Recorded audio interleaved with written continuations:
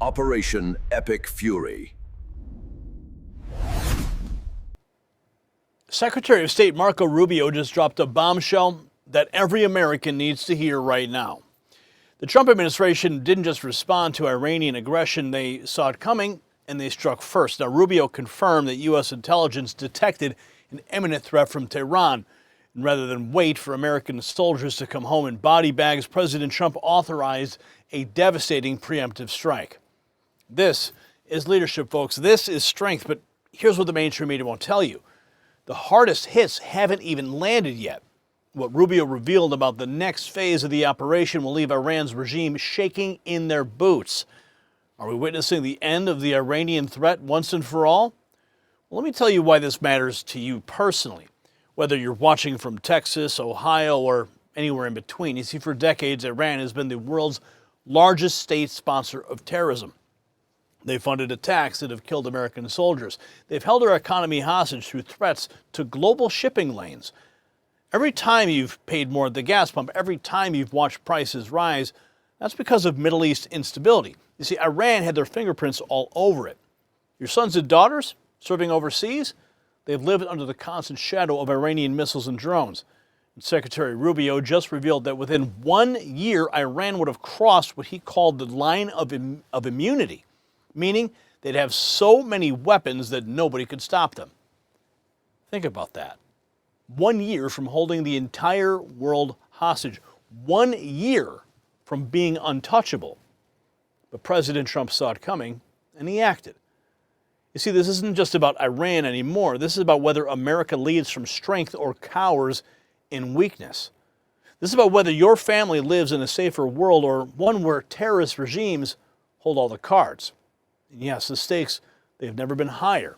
And speaking of protecting what matters most, I do need to share something personal with you that changed my family's life. You see, for years, my wife battled chronic pain and anxiety from her diagnosis. We went through endless doctor visits, treatments that didn't help, and I watched her struggle daily. It broke my heart, folks. Then our friend Jonathan Otto introduced us to red light therapy, and everything changed. Her pain vanished, her anxiety lifted. She's sleeping soundly now, full of energy and life again. And my own recovery and vitality better than guys half my age. You see, this has been truly life-changing for our family. And it's not some gimmick either. It's backed by NASA research, FDA cleared, with studies showing rapid pain relief and cellular regeneration. When you're fighting for your health, you need every advantage. Just like President Trump is giving America every advantage against our enemies, you deserve the tools to fight for your own well-being. Check out the link in the description to learn more about how red light therapy can transform your life like it did ours, and make sure you use the promo codes to take full advantage.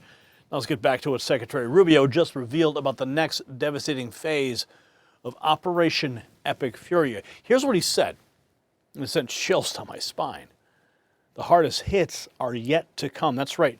What we've seen so far is only the opening act. The Secretary of State confirmed that the next phase will be even more punishing on Iran than anything they've ever experienced. While the media obsesses over every detail, trying to find something to criticize, Rubio made crystal clear what the Trump administration's objectives are, and they're going to achieve them no matter what. Now, I'm going to break it all down for you. Let's take a look here. We've got Marco Rubio right here. There was absolutely an imminent threat. That's what he's declaring.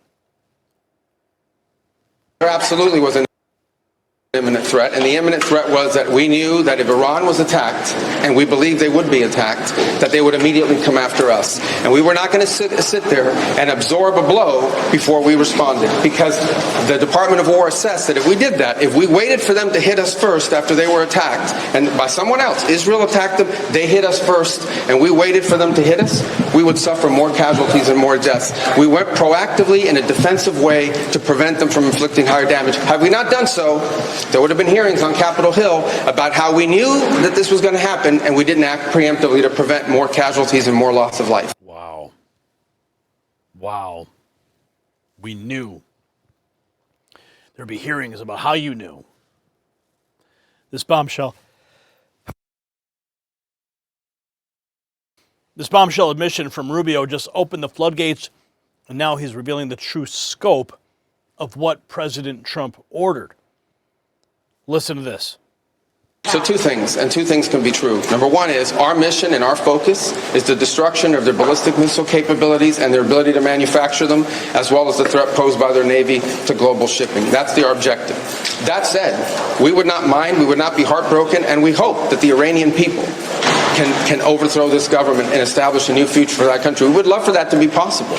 But the objective of this mission is the destruction of their ballistic missile capabilities and of their naval capabilities.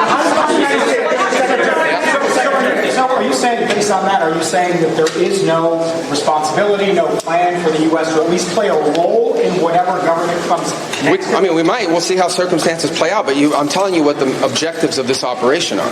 The objectives of this operation are to destroy their ballistic missile capability and make sure they can't rebuild it, and make sure that they can't hide behind that to have a nuclear program. That's the objective of the mission. That said, abundantly clear, we would love for there to be an Iran that's not governed by radical Shia clerics. As I've said myself repeatedly for years, the leadership of that country does not reflect the people of Iran, and I think that's been pretty apparent in the protests that you've seen. If there's something we can do to help them down the road, we'd obviously be open to it, but that's not the objective. The objective of this mission is the destruction of their ballistic missile capability. So you can clearly hear him telegraphing this is not about regime change, this is about stopping their ability. He shifts from defensive justification to offensive strategy. He's essentially announcing regime change not as the end game, but if it's there, it happens. Listen to this. Number one is, no matter what, ultimately this operation needed to happen. That's the question of why now. But this operation needed to happen because Iran in about a year or a year and a half would cross the line of immunity, meaning they would have so many short-range missiles, so many drones, that no one could do anything about it because they could hold the whole world hostage. Look at the damage they're doing now. And this is a weakened Iran. Imagine a year from now. So that had to happen. Obviously, we were aware of Israeli intentions and understood what that would mean for us, and we had to be prepared to act as a result of it. But this had to happen no matter what. It was only a matter of time. You remember those massive salvo of drones that would just fly into Israel, overwhelming the Iron Dome. It was only a matter of time before there was an Israeli counterstrike. Benjamin Netanyahu in Washington, D.C., meeting with President Trump, clearly said, listen, we're going to do something. But President Trump stepping in and shutting it all down before anything could happen. The purpose of this is to destroy that missile capability. Why do they want it? Going back to the purpose of this is to destroy that missile capability. Why does Iran want that ballistic missile capability? What they are trying to do and have been trying to do for a very long time is build a conventional weapons capability as a shield where they can hide behind. Meaning, there would come a point where they have so many conventional missiles, so many drones, and can inflict so much damage that no one can do anything about their nuclear program. That is what they were trying to do, is put themselves in a place of immunity where the damage they could inflict on the region would be so high that no one can do anything about their nuclear program or their nuclear ambitions. They are producing, by some estimates, over 100 of these missiles a month. Compare that to the 6 or 7 interceptors that can be built a month. They can build 100 of these a month, not to mention the thousands of one-way attack drones that they also have. They've been doing this for a very long time, and by the way, they've been doing it under sanction. You see the attacks they're conducting right now? They're attacking airports, they're attacking hotels, they're hitting not just military bases, they're attacking our embassies directly, they're attacking facilities that have nothing to do with war or with military, and that's a weakened Iran. That's in Iran despite years of sanction. Imagine a year from now or a year and a half from now the capabilities they would have to inflict damage on us. It's an unacceptable risk, especially in the hands of a regime that's run by radical clerics. The Ayatollah was a radical cleric. That entire regime is led by radical clerics who don't make geopolitical decisions. They make decisions on the basis of theology, their view of theology, which is an apocalyptic one. That has to be taken very seriously as well. So that was the purpose for what this operation is all about. That's what it's focused on. As the President said earlier today, it is on or ahead of schedule. I will defer to the Department of War to discuss the progress being made at a tactical level, but it was the right decision and an important decision for the safety and security of the world. Safety and security of the world. Rubio admitting this was always about preventing future Iranian power not responding to past attacks. The timeline he reveals next is chilling. We would love to see this regime be replaced. And ultimately, as the president has said, he How do you calls... know that? No, but let me finish my answer. As the president has said, he would love for the people of Iran to use this as an opportunity to rise up and remove these leaders. They've been wanting to remove them from a long time. We've seen successive waves of protests, and we've seen them slaughter people. Okay? But the objective of this mission is to make sure they don't have these weapons that can threaten us and our allies in the region. That's why we're doing what we're doing now. And while we would love to see a new regime, the bottom line is no matter who governs that country a year from now, they're not going to have these ballistic missiles and they're not going to have these drones to threaten us. That's the objective of this mission, is to deny them the ability to use ballistic missiles to threaten their neighbors, to threaten our bases, to threaten our presence in the region, and ultimately as a shield behind which they can do whatever they want with their nuclear weapons ambition. We were not going to let them hide behind that, and that's why this was such a critical mission to undertake now while they were at their weakest point, and not a year from now where they could inflict even more damage and perhaps already be behind that point of immunity. The Secretary of State laying out the complete battle plan, but the final warning about what's coming will shock you.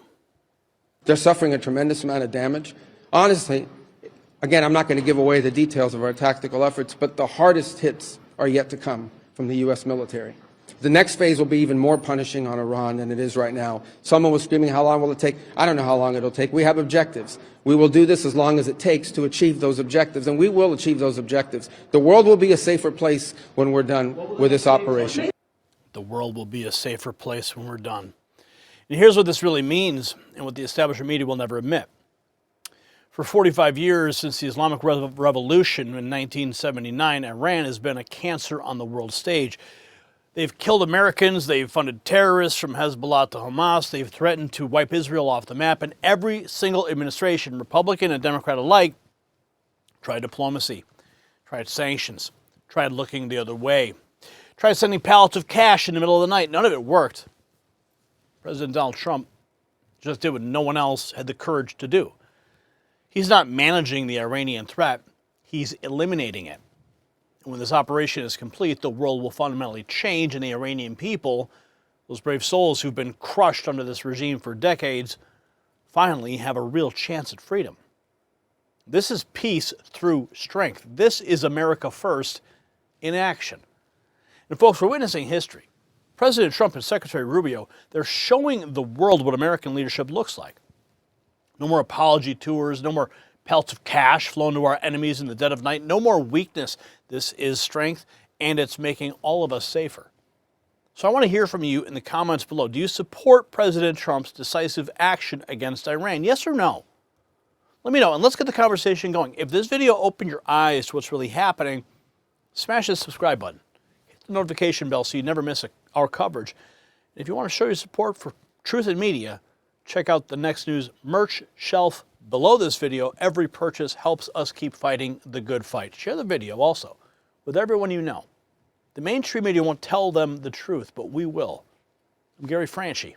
Stay informed and stay free. The system controls information. Information control is power. They don't want you to see this. The truth only survives together. They don't want this shared. Share this now.